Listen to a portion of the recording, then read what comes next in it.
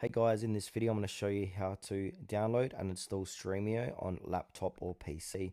If you find this video helpful, please consider to like this video and subscribe to my channel. In saying that, let's just jump straight into the video.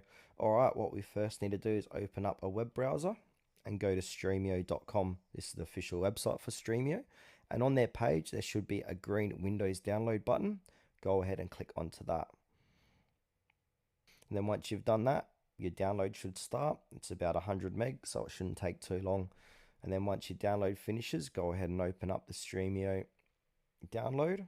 If it doesn't appear here, go to your download section on your computer and double click into it.